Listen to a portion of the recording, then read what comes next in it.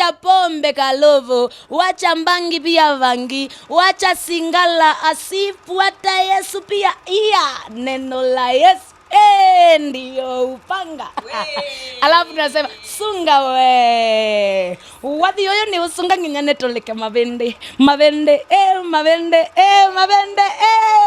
uko ushago sijui nini ulikuwa ushago ameka pate kwake na nimekosa kwenda juu ati niko ushago na mimi nilikuwa town tu, imagine. Kwa hivyo aku reach out akakwambia ni aje Justina, where come through, we do this party. Imagine akuniitia hiyo chome. Akaitia ma YouTuber chomes. Yes. Akakosa kunichomea. Mimi wacha nikwambie Ringtone. Mimi tu ndio nawezana na wewe kwa runda home. Mimi tutapii hiyo nyumba. Apoko akishindwa na kazi hamna shida. Yeah. Wanaume ni wengi wanajitolea, wanasema mimi Apoko akishindwa sisi tunajitolea, sisi kama wanaume wa Kenya sisi tunakupenda Syokau na sisi tutakuoa. Yeah. So si mtu mmoja anajitokeza, so ni wengi wamejitokeza. Yeah. Lakini Ringtone sasa ndio wako on the limelight. Yeah. Ndio wako pale kwa spot. Yeah. Kwa hivyo Ringtone kaa kikatani competition iko kali. Competition iko kali. Tena sasa hii kuna wengine wananiambia hii birthday kuliko ufanyie hapa Kenya tuende Dubai. Wengine wananiambia hii birthday upasi kuwa unafanyia hapa. Nataka kupeleka Cape Town. Ni kuteremka naona watu wananiangalia fani. Watu ni kama walikuwa nafikiri Syokau. Kwenda kwa jirani kuangalia maybe nguo yangu ndo iko vibaya because naona wananiangalia fani. Naingia pale nakuta mume wangu ndo pale. Ndio wako pale. Nikimuuliza kwa nini unalala na mtu hata kwa neighbor, akaniambia mimi tumeoana lini ili uniulize kitu kama hiyo. Nafukuzwa mbele yake, hata naambiwa ingia ndani uchukue kile chako utoke, usikose mtu wa kukubebea mtoto. Mamangu ako hapo, imagine akaogopa akakataa kwenda na mimi nyumbani. Mamake alisema mtoto wako hata waisaidiwa. Na huyu jamaa akaniambia I'll make sure you will suffer, I will never help your kid. Yani unakutana na wanawake wanakutusi tu, tena wanakutusi matusi mbaya. Nikikwambia hizo matusi hautalala leo. Ulikuwa unapata Viagra kwa nguo zake? My dear, I didn't know it's Viagra until one day because nilikuwa naziona sana nikifua nguo. Nikapeleka kwa chemist. Nikauliza what is this? I remember, God knows. Nilipeleka kwa chemist. I was so full. I didn't know it's Viagra. You understand? So wacha nikwambie, unaweza ishi na mtu na uwezi mjua. Nimepata mpenzi zula pasono aiwe, lakini moyoni mwake andisam. He is caring, is a giver. Mapenzi ananipakulia moto. Aiwe, Mpasho pasha watu. Mpasho TV kubwa ya online. Hello and welcome. My name is Kalondu Musimi and welcome to the very first interview of the year. And I'm seated next to a woman that has been making headlines. You want to call her Madam 2020, Madam 2021, Madam 2022, Madam Sipangwingwi, Madam Energy. I'm talking about the one and only Justina Syokau. Yes. I'm here live and direct from Mpasho. Hey, niko hapa kuwapasha mambo ya 2022. Mambo moto. Mambo yanayo trend katika mitandao ya jamii, na pia wimbo wa Mungu unao trend, wimbo ambao ni moto sana, moto. Wimbo uko na nguvu za Roho Mtakatifu. Wimbo una mafuta. Wimbo unaosema 2022 mimi nitakuwa kiongozi. 2022 wanataka kunipanga lakini mimi sipangwingwi. 2022 wanataka kunipanga lakini Mungu ananipanga. Wanataka kuniroga lakini mimi ni mkamba sirogeki. Mambo lakini Justina, mimi niko fire. Kwanza acha nikwambie mimi upenda energy yako and today unakaa fine. Thank you. Ninakaa viti. Sikai mkamba. Unakaa vizuri sana. Sikai ninatoka huko Kadhonzweni. Unakaa beautiful and everything. Unajua wakamba venye wanafanyanga. I thank God. Yes. I love fashion. Yes. First of all, happy birthday to you. Happy birthday. It is your birthday. Sasa kwanza kesho, si ndio? Yes, but ikienda ku air itakuwa like leo. So it will air on your birthday. Silali, nalala na viatu. Wacha nikwambie Kalondu. Mimi ni birthday yangu ya kwanza kuenjoy. Unajua mimi birthday zote zinanipatanga nikiwa na trend. Sasa unakuta na trend na wimbo wa 2020 wa 2022 unapata yani hata si enjoy birthday na kuwa mbisi kwa interviews. So unakuta sina muda wa kuenjoy birthday. Lakini this time nimeamua lazima nikate keki. Na hiyo keki tunakatia wapi na hawi invited? Na invite wa Kenya wote kwa sababu wao ndo wamenishambikia nikafika mahali nilipo. So venue nitawa-communicatea kwa social media zangu. Nitawa-communicatea kesho lazima tukate keki tena tutakula vizuri. Kwa sababu wacha nikwambie kuona mwaka mwingine kwa maisha ni kitu kubwa sana. Tena kuona mimi nimefika 2022 wacha nikwambie shetani hana kazi. You know wacha nikwambie 2021 I was to die. I was very sick. You remember that? Yes. And now I'm energetic. I'm here back on fleek, on fire. Fit in any side, every side I'm fit. So I'm telling you, imagine nikiwa fit na birthday unaiona ndio hii. Mwaka ingine naingia nikiwa na energy, mwaka ingine naingia na fire, nikiwa na trend. Kwanza una trend. Yeah. Unaingia mwaka ingine ukitrend. This is God. Yes. This is God. Another thing I said, mwaka wa 2022 nitaongoza. So birthday yangu lazima ikuwe moto, lazima ikuwe juu, lazima iongoze. You know, like nitakuwa number 1. Everything I would do. In business, in everything, in fashion. Na pia uliona nimeanza kudesign. Yes. Nguo ambayo nimevaa kwa 2022 song, hiyo nguo ni mimi nimedesign. Wow. So naweza sema ya kwamba mwaka huu ninajua ya kwamba nitadesignia watu wakubwa sana. Kwa sababu ile nguo ukiangalia ni ya 47,000 na watu wananunua. Yongo ni ya 47. Yes, already nimesell ine, nasikia vizuri. Yani nashangaa. Kumbe naweza design zikauza. And I was singing 2020. Nilikuwa nakopa M-Shwari, nashikanisha na M-Pesa KCB ili wimbo ionekane. Wacha nikwambie Kalundu.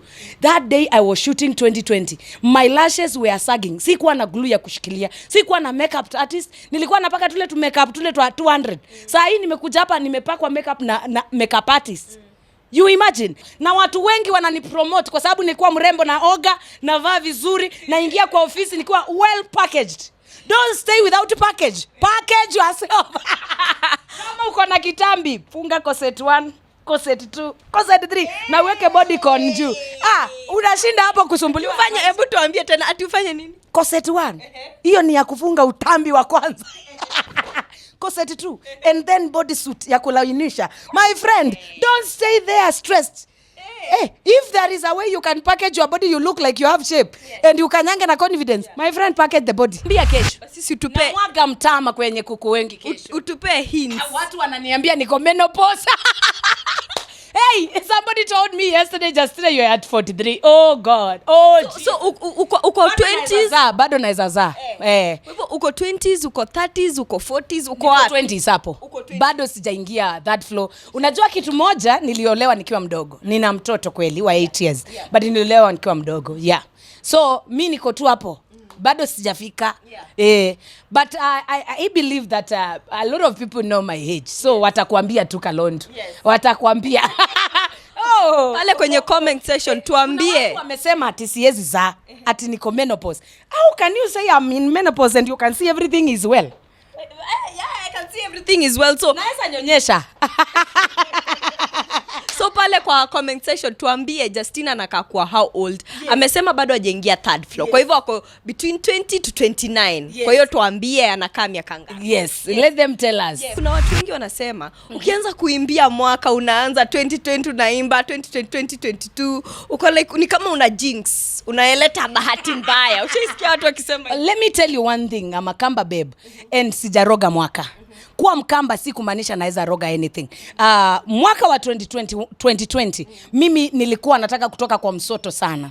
Kwa sababu nilikuwa nimesota. Unajua unaweza kuwa unaendelea vizuri. Nilikuwa naendelea vizuri 2018, 2019 hapo katikati. But nikakuwa kwa social media nikaanza digital marketing. When I started I didn't know sitapata kampuni ya kunipea marketing haraka. So I started digital marketing because I realized watu wameenda kwa digital. Na mimi bado nimekaa kwa kuuza CD. CD haziendi, 2017 zikaacha kwenda, 2018 zikaacha kwenda, ukapata vile tulikuwa tunauza CD on a Sunday 200,000, unapata hata 70k, soko ikiwa chini sana. pale 30th hapo ukienda kanisani ukiuza inafika 50 hapo. So unakuta sasa nikaanza kuona sales zimeanza kwenda chini. Unakuta pale nilikuwa napata 200,000 napata 20k 10, na unajua hiyo si pesa mzuri kwa msanii. Juu sisi tunaishi maisha mazuri. Hallelujah. Mimi ni queen of soft life. I have to live good. I will never settle for less because nimeshaishi ghetto. Mahali mtoto wangu akiponyoka anaingia kwa sewage. And I cannot allow my kid now to stay that life. And nilikuwa nakula sukuma kila siku, ndio naekea mtoto wangu kama supu na mkorogea ugali anakula. Saa hii mtoto wangu ni mkubwa, ako 8 years hapo. Sasa saa hii haezi korogewa ugali na sukuma kila siku. Anakuambia mom nataka pizza, mom nataka nyama, nataka kuku, I don't feel like eating this. So mtoto wangu sitaki aishi maisha ya kucomplain vile niliishi. Ukapata naenda kibarua, kwetu tulikuwa tunaishi na umaskini. Unaenda kibarua, mkienda mnatoka saa 12 kibarua. The time unapata galoni moja ya mahindi. I think you know that. Mkitoka pali mmetoka kulima ni mbali. Mkipata hiyo galoni ya mahindi mnakuta hata kisiagi imefungwa. Ikifungwa unaenda tena kuwekelea kwa mahindi kwa moto. Kama saa 3 ya usiku ndo tunaweka kwa moto. Saa zile tunakula tumeshalala, unaelewa? Tunakula tukiwa yani hiyo chakula bado ni ngumu but tunaafu kukula because hatuna food. So I was raised in poverty. In middle class, yes, but in poverty. Before mamangu aanze biashara, mimi ndio nilimpa pesa nikifanya Kijabe Hospital. Mimi ndio nilifungulia mamangu biashara ya kwanza. So mamangu pia alinisomesha na biashara kweli, but haikuwa stable vizuri. Unaona? So tulienda kibarua, mamangu Mungu akamsaidia akaanza kuuza mamboga nini na maharagwe. Akafika mahali, wakati sasa mimi nafanya kazi, mamangu amefikia mahali anachukua lori. Kama ni ndimu analeta town ikiwa ndimu na lori. Akaanza kuwa wholesaler mkubwa. Na mamangu alikuwa anajua soko sana. Kama ni watermelon analeta mingi. Alikuwa na confident. Angekuja kwa shamba yako hata abroke hiyo shamba yote. Atoe mahindi, apeleke soko, alipe lori na alipe mwenye shamba na anipe school fees niende shule. So mamangu alikuwa na confidence, and that is where I drew my confidence from. I was raised by a father who was so drugged. And that is why I don't get a reason of going back. I am born again. I will never bow to anything of darkness, and I will never back up. Hata watu wakiniambia hujaokoka, sijui una dance aje. Let me tell you one thing. If I have to dance for my kid to eat, hey, tatingisha. Kwanza mtu anipe road show ajue katanuka. Sahi, njaa ya do. Mtu wangu, mimi nimekaa kwa nyumba nina njaa ya kuperform kwanza. Hii mwili yangu inahitaji a lot of performing impungue. Yes, na lockdown tena mask, huwezi onekana hata uolewe. Kama resolution ilikuwa ya kuolewa huwezi olewa. By the way, watu walikuwa wanasema unatoa sasa umetoa 2022. Sasa tutangoja hadi 2023 ndo utoe wimbo ya kwanza mwaka ama? I sing because I want. It is God commandment. I prophesy for the year. I prophesy for myself because wewe ndo unajua hali yako iko aje. So 2023 I don't know if I will sing because if God give me message like this time I've been praying and fasting in Arboretum, naenda pale kila siku. Naomba Mungu nipe mafuta ya 2022. Mungu nisaidie. Mungu sina cha kuimba. Mungu sina message. What will I tell people? God, tell me one thing that I can sing. God, yani unaelewa? So wakati unasikia mimi naimba, siimbi kuchangamka tu. Nimeomba na nimeambia Mungu nipatie selling point. Wewe wacha nikwambie, kila kitu ni selling point. Ni attraction. Mungu nipatie wimbo ambao utafuruta. Na pia mimi huenda na the trends. Nikitunga wimbo natunga kulingana na kile kinaendelea. Sasa kama Sipangwingi ndio iko mtaani, sasa nitashindia kungangana na akili yangu. Nijiulize ati nitaimba nini? Sinaimba Sipangwingi. Sasa wacha nikwambie, what is happening is what you are supposed to sing. Valentine ikifika naimba nimepata mpenzi zula pasono aiwe, lakini moyoni mwake andisam. He is caring, is a giver. Mapenzi nanipakulia moto moto. Aiwe Valentine jamani imefika. Nimepata mpenzi wangu. Mungu amenikumbuka baada ya kuomba sana. Aiwe wako yuko wapi ama ameenda men's conference. So every time I sing what is happening. Kwa hivyo hiyo itatoka lini? Mimi ni mkamba. Imeshatoka YouTube, yes. Nilifanya pale na sura personal, tulipata Smart Joke. So unajua Smart Joke ako na sura personal. Na Smart Joke blended very well with the song. Kwa hivyo already you guys, you already have a Valentine song. Yani from me, yes, from Justina. Ni ya mapenzi sana. Imenoga kwa mapenzi. Unajua Mkristo akapewa nafasi kidogo aimbe love, anamwaga yote. Kabisa. Unajua Justina pia watu wakawa wananisumbua kwa mitandao wakisema Wakamba hakuna mapiano, Syokau unatuweka mbure. Nikaimba mapiano, nikaimba wacha pombe kalovo, wacha mbangi pia vangi, wacha singala asifuata Yesu pia neno la Yesu ndio upanga. Alafu tunasema sunga we wadhi yoyo ni usunga nginyane toleke mavende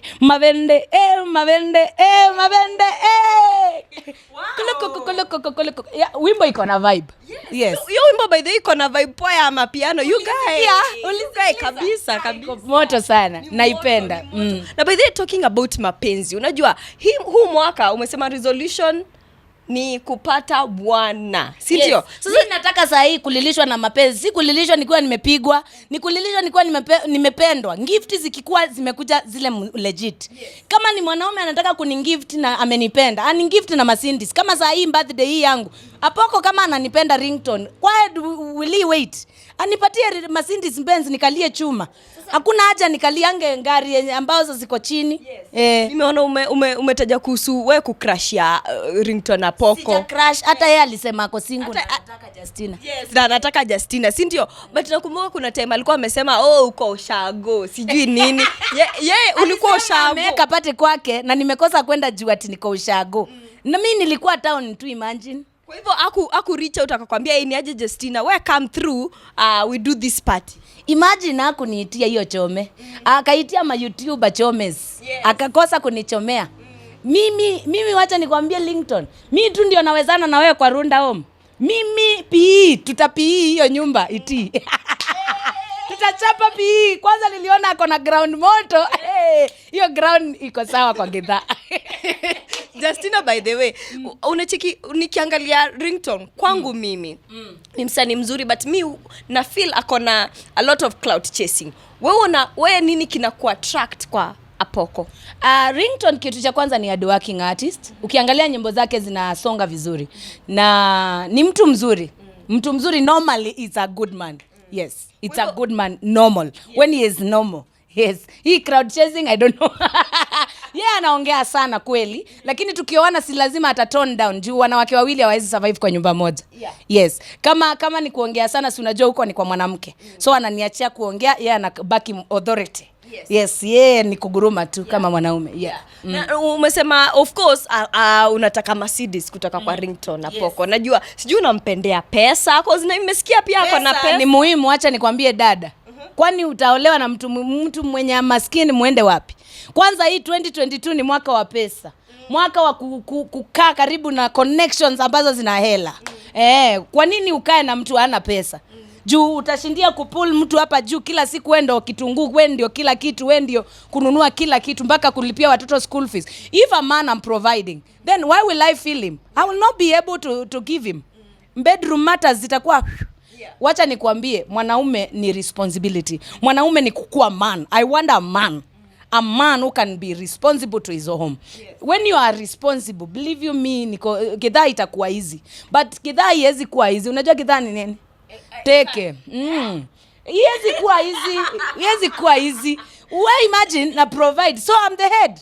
Yes, I don't want in any way as a woman, you know, when you are an artist, people think No, celebrity tukifika kwa nyumba tunaekanga chini. By the way, where I live, people don't feel the celebrity point of it. I don't feel the celebrity. Niko kwa ndera, mimi ni mama. Na calm down. Mimi ni mama, vitu zile zingine hakuna. So nikiwa kwa nyumba, I expect to be a wife, to submit to somebody. How will I submit while I'm providing? Another thing, lazy men, they are so active in bed. Mimi sitaki sex every time ati niko biashara hapa sana. Biashara, nataka kwenda kuimba, kwenda kwa road show, nataka kwenda kutengeneza hela. Nitaenda kwa biashara saa ngapi? Na kama wewe ni uko hapo idle. So I need a man who is busy and a man who is settled mind. Unajua mwanaume akiwa na pesa ako comfortable. So hamtakuwa mna wrangles. Wacha nikwambie, rango za nyumba zinafanyanga hata hiyo sex isikue. Because kama tunakosana jua hujaleta hii unaelewa, sex unakuta haipatikani. Na if people can talk well and truth, it's that is the truth. And also wakati mwanaume ako comfortable, ako na ana provide, hata wewe mwenyewe mnafanya kazi, amekupea peace of mind, unaimba, revelation unapata, unaenda kanisani, unaomba, kuna ile freedom. Unakutanga hata sex it's easy. Na communication it is easy. But now when there is no money, this man atakuwa na anger issues, atakugonganga anga. Hii sex itakuanga ni anger issues. So atakusukumanga wewe unafikiri ni sex, kumbe hakuna sex. Anatoa hasira na wewe. Sasa na ukimpata huyo mwenye ako na do but bedroom matters ako chini. Tutasoti hiyo, tutafuliza. What do you mean by kufuliza? Yani tutasaidia, nitamsaidia. Kiaje? Acha nikuambie kuna design mingi. Wacha nikueleze. When money is there, the other things we will sort. Okay. We will sort the other things. But also a man is all about, a man is respected by bedroom matters.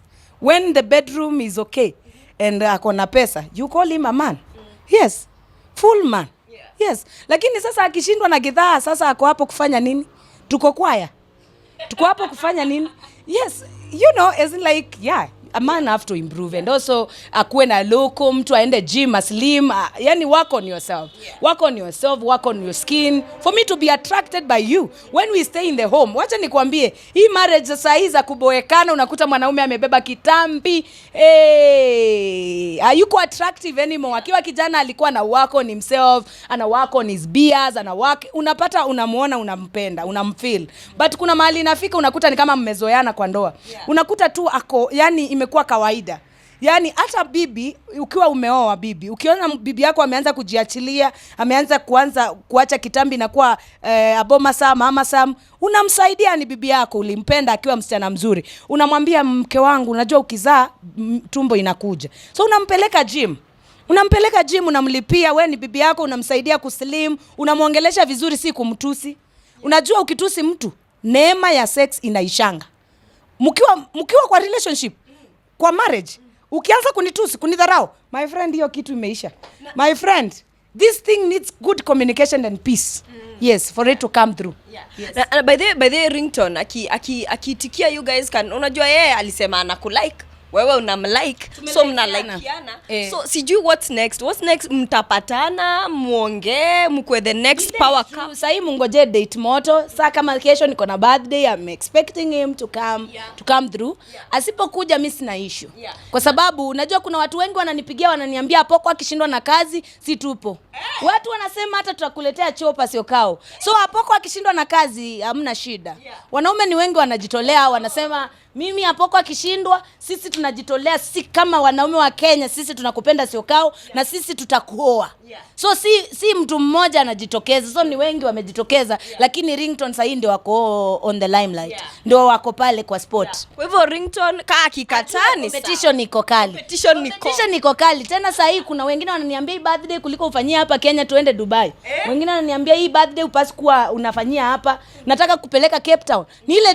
Ni ile upendo tu wa Yesu, napenda tu Ringtone na respect yeye. So tone down. Na unajua kuna watu wanaweza uliza tu, kwani hizi ni qualities gani unatafuta kwa mwanaume? Kwa sababu kuna watu hawajui, wanashindwa, Ringtone, kwani unatafuta qualities gani? Mimi nataka tall and handsome. Mwanaume ni mzuri ukiwa na mwanaume mwenye mnaweza tembea kwa barabara pamoja. Si vizuri uchague mtu sura personal and then wakati wa kutembea naye kwa barabara unashindwa. Ukikutana na schoolmate unawaambia huyu ni brother yangu ama unawaambia huyu ni colleague. Mimi sitaki kuambia watu colleague when it is my husband. I just need a man I can walk with, a man I can go to shows. Hata tukienda show na yeye sitakuwa na ogopa kuintroduce yeye kwa watu ati juu ni sura personal, si unajua. So watu wanapenda sura personal. Juu mwanaume akiwa sura personal unakuta akuanye sana. So mimi nataka tu mtu mwaminifu. Si mtu analima kila shamba anaona. Oh my goodness, jamani, Justina, amen. Wacha nikuulize, even if you are born again, kama mume wako anatangatanga utasikiaje? Utasikia vibaya. Na ukiwa na mwanaume mwenye ni sura personal utasikiaje? Will you walk with him? Will you introduce to me and you know I'm your friend? Kalondi, you know I'm your biggest friend. But then tukakujua, how long have you been single? 8 years down the line. Kutoka nitoke kwa mume wangu. Sijakuwa kwa relationship kwa sababu kwanza niliconcentrate na kulea. Kitu yenye imenifanya nijue niko single ni hii kukua na COVID. Hii COVID time I realized I'm there. Nikaanza kusikia mwili imeamuka, unajua umekaa kwa nyumba lockdown, hakuna mahali tunaenda kuimba, unajua energy yangu yote nilikuwa napeleka kwa muziki, naenda natingisha huko na choka, nikifika kwa nyumba ni kulala. Sasa uko kwa nyumba unakula, nothing else, you are eating nothing else, so mwili inaanza kuamuka, unaanza kurealize kumbe Justina hako. So that is when I started thinking, oh okay, I can get married. Yeah. Kwa hivyo unaweza nafikiria naweza taka tena kuolewa. By the way, I've been very busy. Ku raise mtoto peke yako si rahisi. So when you become a single mother, you're the father and mother. So you become very busy. And also I was praying. All this time I was praying God to have a way in me. One, to heal me. Because ukiwa ulikuwa kwa marriage ambao haikuwork, divorce, mtu amekudisrespect, mtu amekufanyia madharau, umerudi chini kwa muziki juu ya the same marriage, umerudi chini, financially, umetoka kazi. Yani marriage inakuletea hasara kuliko ikuletee kukuinua, iliniletea hasara na ikaniletea stress kwa sababu pia ukiachwa na mtu na umeokoka, it's a disrespect. So unakuta utatokea wapi, utaanza wapi. Mi wacha nikuambie ni Mungu amenipa courage tena. Kwa sababu unakuta watu ambao wako single saizi hawana sauti kwa boma, hawana sauti katika mambo mengi. Watu wanaogopa hata kwenda kuimbisha kanisani. My friend, I lead praise and worship, tunaimba, tunaabudu, tunamaliza. Because if somebody does not need you, you don't need to push so much on him. Because I really stayed, because I'm born again, I still stayed in my marriage so much, waiting for my husband to change. But he told me one day I will never change. I'm looking for an embrace outside. And he's there. Having my friends, having the people I know. He cheated on you? Chana wenye wanatuchonea nguo. Imagine wale wanatuchonea nguo za harusi. Unakuta anapambana tu bado na wao. Sasa wako na watoto. Tukikutana, hey Justina, unajua nilizaa na mume wako. It is painful. So these are close friends wako. Watu unajua tu. Yeah. Ambao he cheated on you with. Yes. Alafu analeta mtu hata kwa gorofa mahali tuko. Disrespect is very bad.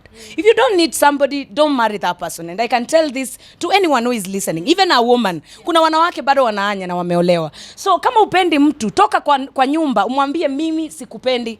In fact, hata ukirealize mkienda kwa marriage that day, mi saa hii venye niko saizi, nikijua sikupendi ama nikijua sitakaa na wewe pale mbele, sitakudisappoint, I will just tell you, bro, I know it's painful, but I have found out that I will not make it to stay with you forever. Marriage is forever. So if kuliko uende stress mtu emotionally, unadharau mtu, unamwambia mamangu ndio number 1, mamangu ndio kila kitu, unapitisha mama yako bedroom, unapitisha wanawake wengine wanachafua malazi yangu, unawaacha pale, wanaacha mabra pale, wanaacha ma earrings kwa kitanda yangu. Nikikuuliza unaniambia uliza wale wanalalanga bedroom. Tunalalanga watu wangapi jameni? So unakuta kuna madharau fulani imeingia, aku respect. So the next husband, bwana number 2 ukikuja, bwana asifiwe, you have to be respectful. If you are not respectful, I will leave you the first day. Not because I want, but I cannot withstand again madharau. That time I was withstanding, I'm born again. People know me, I'm an artist. Then hata naishiwa na nguvu ya kwenda kuimba. Hata wale niko na wao wengine anawasupport. Hata wanakuambia unakosanga kwenda studio na bwana wako anisaidia. You see, sometime in life, if you are a man, respect your wife, and whichever means. Respect your wife. You might do anything you want to do. You can do far, but never do where you live. Because mimi nilitoka nyumba, kuteremka naona watu wananiangalia fani. Watu ni kama walikuwa nafikiri siyu. Kwenda kwa jirani kuangalia, maybe nguo yangu ndo iko vibaya, because naona wananiangalia fani. Naingia pale nakuta mume wangu ndo pale. Ndio wako pale. Nikimuuliza kwa nini unalala na mtu, hata kwa neighbor, akaniambia, mimi tumeoana lini ili uniulize kitu kama hiyo. You see, that was so bad. Because ana empower mwanamke wa nje, mimi ambaye tumeoana, natoa pete ili ni convince msichana ya kwamba nimeolewa na huyo mtu. You see, I was scooping long, not because I want, but because my mother is telling me vumilia. Na nilikuwa nafikiri kuvumilia ndo kila kitu. Wachungaji wenye unaongea na wao wanakuambia vumilia, ndoa ni kuvumilia. Nimevumilia sana dada. Nimevumilia madharau. Nimevumilia wanawake kuletwa kwangu. Kuvumilia kupelekwa reserve, kukaa kule na chota maji na punda. Na nikiuliza huyu ndugu hata pesa ya chakula atumi. The money I had, ananijazia watu kwa nyumba ni kufeed watu. And he is not providing. So you find like nikaa umeingia ndoa peke yako. Na mimi hata that time, I didn't know the guy. I was singing in a function. He loved me. I didn't even know. He followed me in Kijabe. He came to pursue me where I work. And then, I don't know what happened from that time when he pursued me. I started, nikaingia kwa program zake. So naweza ambia mwanamke yoyote, if you have your program, don't enter in someone's program. Yeah. Because unajua, I don't know what happened. Because I was so much committed on music. I used to perform every Friday night because kuna makesha, kuna events, a wedding, Saturday and Sunday. So I used to make a lot of money. In one weekend, nikitengeneza pesa kidogo sana, 90, 120. And I am working in Kijabe and I'm getting paid. So I used to get money. All of a sudden, excitement from nowhere. This guy amekupenda, anataka kukuoa, ananipeleka teke. And then he was so born again. He was praying. So I needed somebody who is praying more than me. I needed somebody who is born again than me. Yani mtu mwenye ako ndani sana kwa Yesu. And he pretended to be everything. Kumbe anajuana na marafiki zangu. Kumbe wala marafiki hata ni kama ndio wameniuza, because the first place he took me to a place where this guy used to work with us. The guy, he took me to his house. He took me to a friend mwenye nilikuwa kwa wedding yake. Una understand? Na huyo jamaa tunafanya na yeye wapi? Alikuwa anafanya Cure Hospital kwa public relations, and I'm working in Kijabe Hospital. And this guy, I used to back him in his music. So amenipeleka hapo nikajua, this is a connection, man. Yeah. So these people know what is happening. So when now umeachwa ndio una realizing, kumbe hii ilikuwa tu kitu imepikwa. Yeah. And this guy ukimpigia simu ndio ni rafiki yako pia, unamwambia haki nimewachwa, sijui niende wapi, naweza kuja kwako tu ni stick along 2 weeks nikitafuta mahali pa kuishi. Anakuambia sitaki urafiki wangu na mume wako uishe.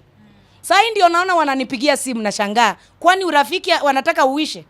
You understand? Bible says that when God raises you, even your enemies becomes your friend. Yes, but why do you want to tag along with me?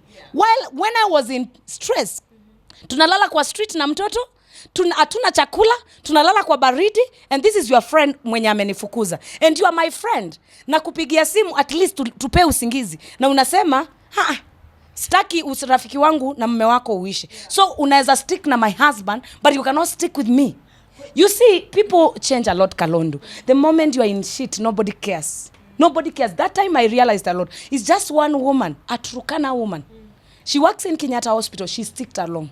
Na alikuwa wa church mbali nilikuwa naenda. Ndiye alikaa hapo ananiombea. Niliporudi Nairobi nilikuanza nikaa kwa street, tukaenda reserve. Kufika pale reserve, babangu akawa anakunywa, anataka nitoke home. Anatusi. Ananitusi kutoka mbali. Unapata watu wote kijiji imejua haraka nimefukuzwa. It was so humiliating. Anataka utoke urudi kwa Bwana. Cha force. And then my mom, she is so born again. She is a pastor, she preaches. She is late now. But that time, she does not want aibu. Anasema hii ni aibu umeleta. Unajua, Ukambani single mother ni kama aibu. So wanasema umeleta aibu. Angalia vile watu wananipigia simu kuniuliza umeletwa na nini. Umekataa Bwana, umerudi home. You know, people don't understand behind the curtains. Ulikuwa unapigwa. What was happening in your marriage? Nimefukuzwa tu, mtoto wako na wiki moja. Nimefukuzwa. Ni mimi huyu nimehangaikia kwa street. Nimefika nyumbani. Hakuna welcome. Unapata mamangu ananiona kama aibu. Anaanza kupigia my sisters. Akiwaambia simu mchukue. Anasikia aibu mimi mtoto wake nikiwa kwa nyumba. Mimi naweza ambia wazazi, if you see your kid ako kwa shida, stick with your child. Na mamangu ameshaikuja kwangu nikifukuzwa. Nafukuzwa mbele yake, hata naambiwa ingia ndani uchukue kile chako. Utoke. Usikose mtu wa kukubebea mtoto. Mamangu ako hapo, imagine akaogopa. Akakataa kwenda na mimi nyumbani. I wish I have a mother who could fight for me. I really wished. Because my parents, they were fearing. You understand? Wanaona mume wangu ako na pesa, mume wangu ni family ni kubwa. Unaona? So wanaogopa, sijui ni kuogopa ama ni nini. Si unajua zamani watu walikuwa na stick along kwa marriage hata ikiwa mbaya. So anataka tu hata eri niende kwa kina kijana nikae. Then the man will say, even if you utaenda kwetu kae. Ukichoka enda kwenu. Ukichoka kukaa kwetu enda kwenu. So jamaa ameshachoka na mimi. So anitaki, na mamangu namwambia twende na wewe nyumbani hataki. So mimi naweza sema ya kwamba wazazi, hata kama wewe ni mzazi mwanaume, fight for your children. Ukisikia mtoto anakuambia naumia, napigwa, jua what is happening. Just know what is happening. I was so in storm. I was so in depression in that marriage. Na ninapigwa, mother-in-law anaingilia, mother-in-law hakutaki. It was so hard. Na by the way, saizi unasema that is why unaonanga sijaolewa for all that time. Sijaiongelelea marriage for all that time. Hata nimekuwa kwa interviews mingi hujainisikia nikiongea kuhusu getting married again. I just said 2020 is when I said, I think my feelings are back. I can get married. If my feeling, Biblia inasema wakati uko na moto olewa.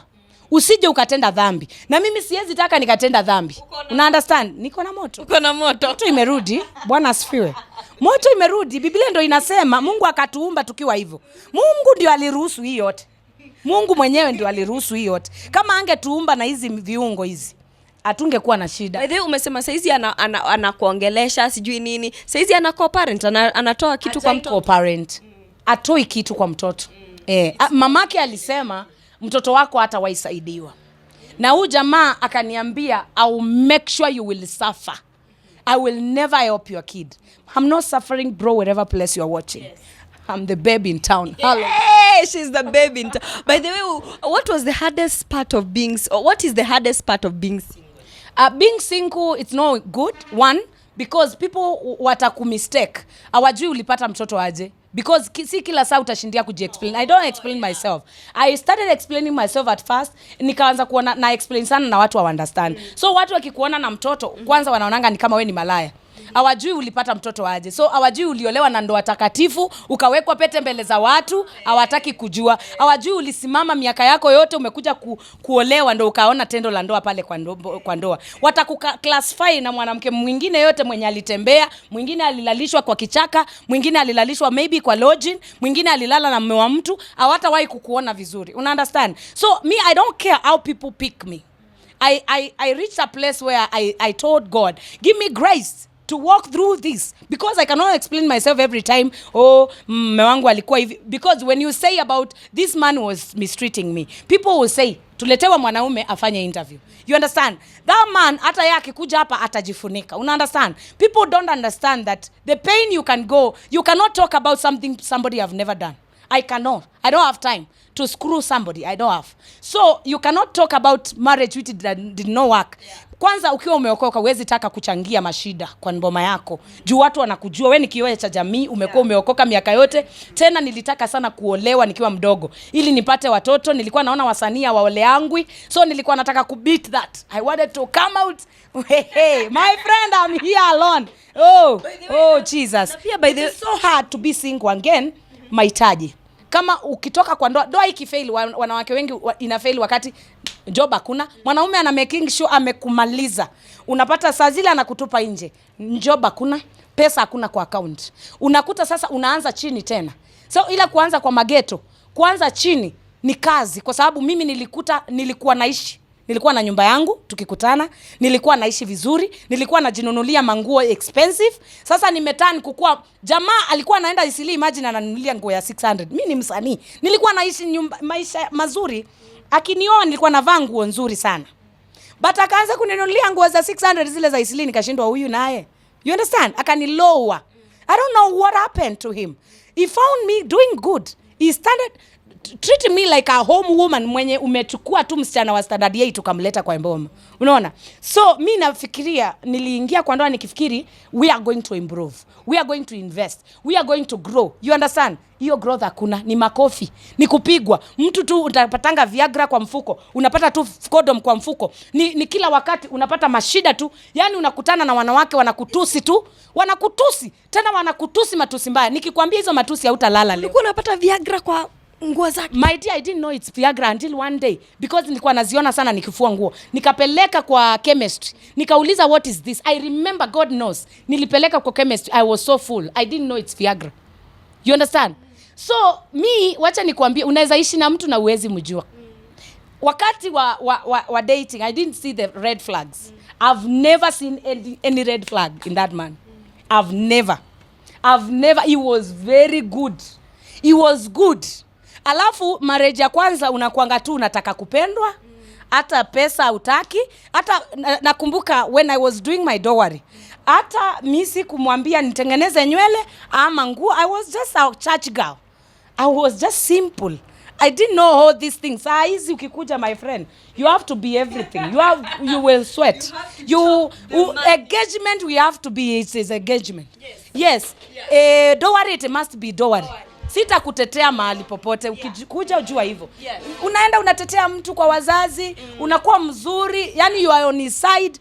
Wazazi wakisema hiyo date ya wedding, hawaioni ikiwa iko karibu, unasema no, tumesha decide, wazazi wanaafu kukusikia. Unajua unamsimama na yeye. Akikwambia next week tunaenda kwa wazazi wako, uko huko. Naenda kwa uko na yeye. Unasahau kwenda event kutingisha upate pesa. Unatag along kwa huyu jamaa. Saizi, my bro, if you come, just know that Justina is busy. I have to make my own money. I have to go along with my things. If you have to enter in my calendar, praise God. Niambie mapema, I plan myself, I plan you in my calendar. So, sikuwa najua hivyo. I think another thing is, people are not supposed to get married when they are young. Tengeneza pesa. Unajua kwetu, unaambiwa, soma, pata kazi, olewa. That is what people say. And then, si nilikuwa nafanya kazi, naimba, niko na titles, napata pesa, nini ingine ilikuwa imebaki? Si ni kuolewa? Ni kuolewa. Nothing else. But I think maturity is good. Because if I was the mature I am now, I could not withstand that stupidity. I could come out of that marriage kitambo. Mother-in-law anakuja analala kwa bedroom yangu. Na jamaa ako na nguvu ya kuja tu ananiambia tu, my mom is number one. My mom ndio mwenye hapa. Mamangu akikwambia kitu unafanya chenye anasema. Mamangu ndio anajua kuweka pesa. Mamangu ndio. Saa yote akiongea kuhusu mamake, mamangu amesema anakupiga. Unashindwa amenipigia nini? Anakuwekea mikutano na mamake, mama akuteteshe. Mbele ya wale wengine mabibi wenye tumeolewa na wao, hawateteshwi na mabwana zao, hawateteshwi hata na mother-in-law. Mpaka wao wananiuliza, what did you do to mom? Nawaambia hakuna kitu, sijui kwa nini ananichukia. Mpaka father-in-law, though he is late, father-in-law ndio alikuwa ananitetea. Kuna siku moja nilishaipelekwa nyumbani, nikaachwa huko na mume wangu. Nilikuwa nimerudi kutoka reserve. I remember that day when we went home. I was in the matatu praying, God, anisaidie. Kwa sababu alikuwa ananiambia na kuacha huko, na ukishindwa na kukaa kwetu, uende kwenu. So it's ni kama ameniacha. So tukienda tu nilikuwa naambia God, simama na mimi, fight for my battles, God. Ebu imagine you are in marriage and you are trusting God to live in that marriage. If you are in marriage and you are in a violent marriage, toka, usingoje ukufe. Siambi watu waache marriage, but if it is not working, it is not working. Stop forging things. If it is not working, it is not working. Utakufa ukingoja. Mine, nilitoka kwangu, nimeokoka, yes. Yesu ni Bwana, nimejaa Roho Mtakatifu. But torture. Mtu anaweza kuwa anakupiga sometime, but amekupiga na actions. Nakwambia namfungulia jioni amekuja. Namfungulia ananipusha, ananiangusha. Hataki kujua niko na mimba, ananiangushanisha na huko. What kind of life is that? If it is now, I can leave you and go to Soweto and live there. Praise God. My life is so important than even anything. Tagging along to a public man, public husband is so hard. And also a man who is not seeing your worth. Praise God. So if I have to get married again, I will marry.